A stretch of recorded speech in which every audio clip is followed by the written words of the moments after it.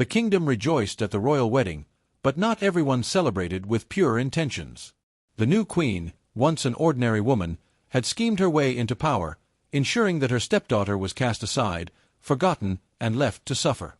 4 years, she had played the perfect role, whispering poison into the king's ear, making sure the true heir to the throne was lost to the world.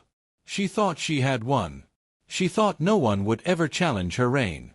But fate had other plans. Because the prince, believed to be weak, blinded by her lies, had been watching. And he was about to change everything. The kingdom had always admired Queen Malina's grace, but beneath the polished surface of her rule lay something far more sinister. She was not born into royalty, nor did she earn her place through love. Instead, she had crafted her position with whispers, manipulation, and the careful removal of anyone who threatened her reign. When the former king had passed away, the crown should have rightfully gone to his only daughter, Princess Saphira. But Malina had ensured that the princess was nowhere near the throne when the time came. With calculated precision, she had poisoned the minds of the court, spinning lies of betrayal and weakness. "She is unfit," she had said, her voice laced with sorrow as if the very thought pained her. "A ruler must be strong, wise, and careful. My late husband would not want his people to suffer under a fragile queen." And so, with murmurs of agreement rippling through the halls, Malina had taken the throne, marrying the new king, one who trusted her blindly, unaware that the woman beside him was more serpent than sovereign. Her first decree had been to erase Saphira's existence. Banished under false accusations, the young princess had been forced from the palace, exiled to the outskirts of the kingdom with nothing but the clothes on her back. She will not survive, Malina had thought, smirking behind the veil of mourning she wore before the court. But whispers are hard to silence. Even as the years passed, the story of the lost princess lingered in the hearts of the people. And no matter how much Malina tightened her grip, no matter how many voices she silenced, there was one truth she could not change. Saphira still lived. And the prince had never forgotten her. Prince Idris had been a boy when the deception unfolded, too young to wield any real power, too sheltered to understand the depth of his stepmother's betrayal. But he had not been blind. He had seen the way the queen's allies flourished while the loyalists to his father's rule were slowly stripped of their influence. He had seen the fear in the servants' eyes, the hesitation in the advisers' voices whenever they spoke of Saphira. And so, he had waited. Malina believed she had everything under control. She thought her lies had solidified her power, that no one would dare challenge her. But Idris had grown. No longer the quiet, obedient boy she had once dismissed, he had returned from his travels a man, stronger, wiser, and carrying the truth she had tried to bury. He had seen the kingdom's unrest. He had heard the murmurs, the tales of injustice whispered through the market streets. The people still longed for the princess they had lost, the ruler they had been denied. And Idris was going to give them back what had been stolen. He moved carefully, gathering allies in the shadows. The queen's guard was loyal, but loyalty built on fear was fragile. He planted seeds of doubt, subtle reminders of her betrayals, until uncertainty took root in even her most trusted advisers. Then, he did what she had never expected. He vanished. 4 months, the kingdom searched for him. Malina fumed, demanding answers from anyone who might have seen where he had gone. But the prince had left no trace, no sign of where he had disappeared. Because while she scoured the kingdom, trying to tighten her grip on a throne that was slipping through her fingers, Idris had set out on a journey of his own. He was searching for Saphira. The queen had won once, but she had made one fatal mistake, believing that fate would not turn against her. She had exiled a princess. But now, a prince had returned. And he was ready to rewrite the destiny she had stolen. The winds howled through the mountain passes as Prince Idris urged his horse forward. The journey had been long, but he could not afford to stop. His stepmother had built her kingdom on deception, ensuring that his sister, Princess Saphira, was erased from history. But Idris knew the truth. His sister was still alive, and he intended to bring her home. He had spent months following rumors, listening to old villagers speak of a mysterious woman who lived on the outskirts of the kingdom, far beyond where the roads ended. Some said she was a healer, others swore she was a ghost. But Idris knew better. He had followed a trail of whispers, and now he was close. As he reached the forest's edge, his heart pounded. If Saphira was truly here, would she even recognize him? The cottage stood at the base of the hills, small but sturdy, surrounded by an overgrown garden. Lantern light flickered inside, barely visible through the old wooden shutters. Idris dismounted and stepped forward, pausing just before the door. He knocked. Silence. Then, the sound of footsteps. The door creaked open slightly, revealing a woman with striking features, her dark eyes filled with wariness. She had changed since he had last seen her. Her face bore no trace of the soft, pampered girl who had once lived within the palace walls. Instead, she carried herself with quiet strength, her expression unreadable. For a moment, they simply stared at each other. Then, barely above a whisper, she asked, "Who are you?" His throat tightened. She didn't recognize him. "Saphira," he said, his voice hoarse. "It's me. Idris." She inhaled sharply, her grip on the door tightening. "Idris." He nodded, and something in her eyes shifted. Shock, disbelief, and something else, pain. "You shouldn't be here," she whispered, glancing behind him as if expecting soldiers to appear. "It's dangerous." He stepped forward. "No more dangerous than what's happening in the palace." Her expression darkened. "I don't care about the palace." "You should." His voice was firm. "Because the woman who took everything from you still sits on the throne, and she still thinks she's won." Saphira's gaze flickered. "She took everything from me a long time ago. What more could she possibly want?" Idris clenched his fists. "She took your crown, your home, and your name. And as long as she remains in power, she'll make sure you never return." Saphira exhaled sharply, stepping away from the door. "I don't need to return." He followed her inside, watching as she moved through the small space. The room was modest, filled with books, dried herbs, and simple furnishings, nothing befitting a princess. "You don't belong here," he said. She turned, eyes flashing. "Where do I belong, Idris? In a palace where I was betrayed? In a kingdom that forgot me?" His chest tightened. "They didn't forget you." Saphira scoffed. "Didn't they? The people let her take my place. No one fought for me." "I did," he said, his voice barely above a whisper. "And I will fight for you now." She hesitated, the anger in her eyes softening. He took a deep breath. "The kingdom is suffering under her rule. She governs with fear, silencing anyone who speaks against her. The people remember you, Saphira. They still tell stories of the princess who was taken. If you return, they will stand with you." She looked away. "I don't know how to be a princess anymore." "You don't have to be what you were," he said gently. "You just have to be who you are. And who you are is the rightful queen." Silence stretched between them. Finally, she met his gaze. "If I go back, there's no guarantee we'll win." He nodded. "But if we do nothing, she wins forever." Saphira exhaled, closing her eyes for a moment. When she opened them, the fire that had once been extinguished was there again. She wasn't just a forgotten princess. She was a queen ready to reclaim what was hers. Prince Idris and Princess Saphira rode in silence, the winding roads of the kingdom stretching before them like an uncertain path. The weight of their journey hung heavy in the air. Saphira had spent years hidden, buried beneath the ruins of her stolen legacy. Now, as they approached the capital, the city she had once called home, she wondered if it would recognize her at all. The streets were alive with murmurs, the people turning their heads as the siblings passed through. They saw Idris first, the young prince they had thought lost, his presence a quiet storm returning to its rightful place. But then their eyes fell on the woman beside him, draped in a cloak, her face partially concealed. There was something familiar about her, a ghost of the past woven into the present. The whispers began. "Who is she? Is it true? Has the lost princess returned?" Saphira kept her gaze forward, her hands clenched around the reins. She wasn't ready. Or perhaps the kingdom wasn't ready for her. "They don't know if they should believe it," Idris murmured beside her.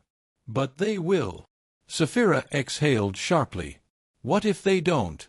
What if I am nothing more than a story to them now?" He turned to her, his voice unwavering. "Then we remind them who you are." The palace gates loomed ahead, guards shifting nervously as they recognized the prince. They had not expected his return. They certainly had not expected him to bring someone with him. "I am Prince Idris," he declared, his voice carrying through the courtyard, "and I demand an audience with the Queen." The guards hesitated before moving to obey. They had been trained to fear Queen Malina, but there was something in the prince's voice, something in the way he carried himself, that made them falter. As they entered the palace, memories crashed over Saphira. The grand halls, the towering marble pillars. Once, they had been hers to walk freely. Now, they felt foreign, like pieces of a life she had only dreamed of. At the throne, Queen Malina sat, draped in gold, her expression unreadable as Idris and Saphira approached. "Idris," she said, her voice smooth and practiced. "What a surprise!" Idris did not bow. "I imagine it is." Her eyes flickered toward Saphira, studying the hooded figure beside him. "And who, pray tell, is your companion?" Saphira lifted her chin and pulled back the hood, revealing her face. Gasps rippled through the court. Malina's expression didn't falter, but there was something behind her eyes, an emotion too fleeting to name. "Saphira," she said, as if tasting the name, weighing it. "How unexpected!" Saphira took a step forward, steady despite the storm in her chest. "Unexpected or inconvenient?" A smile touched the Queen's lips, but it was sharp, calculating. "Forgive me, my dear. I had thought you long gone." Idris scoffed. "You mean you had hoped?" Malina did not react, only watching Saphira with a quiet intensity. "And what is it that you seek, child?" Saphira lifted her gaze, meeting the Queen's eyes with steel. "What was stolen?" The court fell into silence. The weight of the moment pressed against the walls. Malina studied her for a long moment before laughing softly. "Ah, so the lost princess returns, expecting a kingdom to fall at her feet. How charming!" Saphira's voice did not waver. "I expect nothing to be given to me. I expect to take back what is mine." Malina's smile faded. "And you think the people will follow you? A woman they haven't seen in years." Saphira turned, gesturing to the hall's entrance. The doors had been left open, and outside, a crowd had gathered, people who had heard the whispers, who had seen her face and remembered. They were not silent anymore. "They do not have to remember me," Saphira said, her voice clear and strong. "They only have to remember the truth." The Queen's fingers tightened against the armrest of the throne. "You have no claim," she said finally, voice laced with cold warning. Saphira lifted her chin. "I am the daughter of the true king, the rightful heir to this throne. And I will not leave without what is mine." The tension thickened, and for the first time, Malina's mask cracked. She had spent years securing her rule, ensuring Saphira's name faded into nothing. And yet, here she was, standing before her, unbroken. Malina had believed she had won. But she was about to learn that victory was never permanent, because fate had already begun to turn against her. The tension in the throne room was suffocating. Queen Malina sat rigid, her knuckles white against the gilded armrests of the throne. The court held its breath, eyes darting between the Queen and the woman who had once been their princess. The weight of Saphira's return settled over the palace like a storm cloud, ready to break. Saphira did not waver. She stood tall, her presence commanding in a way that defied the years of exile and suffering she had endured. The fire in her gaze burned with the truth, one that no amount of deceit could erase. Prince Idris took a step forward, his voice ringing through the chamber. "The people have not forgotten their true ruler, and neither have I. 4 years, this throne has been held by a woman who stole her way to power, who exiled the rightful heir to cover her treachery. Today, that ends." The murmurs grew louder. Advisors who had once sworn loyalty to Malina shifted in uncertainty. Some exchanged nervous glances, while others studied the Queen with new suspicion. Malina exhaled slowly, forcing a smile. "You speak as though this kingdom is a game, Idris. One does not simply return and demand a crown." Saphira took a step forward, her voice calm but unwavering. "No, one earns it. And you have done nothing but poison this land with lies." Malina's smile faltered. "You think you can turn the court against me?" Saphira met her gaze steadily. "I don't need to. You did that yourself." At that moment, the great doors to the throne room burst open. The gathered crowd outside, the very people Malina had sought to keep beneath her rule, pushed forward. Royal guards stood uncertain, their hands hovering near their weapons but making no move to intervene. A voice rose above the clamor. "She is the rightful queen." Another followed. "We remember her. We know what was done to her." The floodgates had opened. The people, once afraid to speak, now stood in defiance. They were no longer whispering in the shadows, they were demanding justice in broad daylight. Malina's face paled. She had built her empire on control, but control was slipping through her fingers. She turned back to Idris and Saphira, her expression twisting with barely concealed rage. "You think a mob will change the laws of the land? I rule by decree, by tradition. You have no proof, only sentiment." Idris met her glare with steely resolve. "Then let the proof be presented." At his words, a group of men stepped forward from the crowd, elders of the court, men who had once served under the true king before Malina's rise. One by one, they spoke of the queen's deceptions, the false accusations against Saphira, the whispers that had led to the princess's exile, the threats against those who dared question Malina's rule. One elder, his voice weary but strong, addressed the court. "We were blind. We let fear silence us. But no longer." He turned to Saphira. "Your father would have never allowed this injustice. Today, we stand with you." The shift was undeniable. The court no longer looked to Malina for command. Their eyes, once filled with hesitation, now burned with realization. Malina rose from the throne, her posture stiff with anger. "You dare challenge me?" Saphira did not flinch. "I do not need to challenge you. I am here to reclaim what is mine." The room erupted into chaos. Guards hesitated, unsure whom to follow. Some remained at Malina's side, while others stepped forward to stand with the prince and princess. Malina's face twisted in fury. She turned to the remaining guards. "Seize them!" But the order was met with hesitation. The people outside the chamber surged forward, voices rising, calling for justice. The power that Malina had so carefully crafted was unraveling before her eyes. She took a step back. Then another. Idris stepped forward. "It's over, Malina." She looked at him, her once confident expression cracking. "You have no idea what you are doing." Saphira's gaze was steady. "No, you don't. You believed yourself untouchable. But even a queen must answer for her crimes." The weight of those words settled over the chamber. Malina's reign was over, and she knew it. With a final glance around the throne room, she exhaled sharply, her hands clenched into fists. "You think you have won," she spat. "You think ruling is that simple?" Saphira remained silent. She did not need to answer, because she had already won. The guards finally moved, not toward Saphira, but toward Malina. The former queen did not fight as they surrounded her, her fate sealed by the very people she had sought to control. As she was led away, the palace felt lighter, as if a great storm had finally passed. Saphira turned to Idris. He smiled. "Welcome home, Your Majesty." She took a deep breath, stepping toward the throne that had once been denied to her. Slowly, she turned to face the people who had once feared speaking her name. "I do not return to take power," she said, her voice strong. "I return to restore what was lost. For too long, we have been ruled by deception. No more. This kingdom belongs to its people, and I will serve it with honor."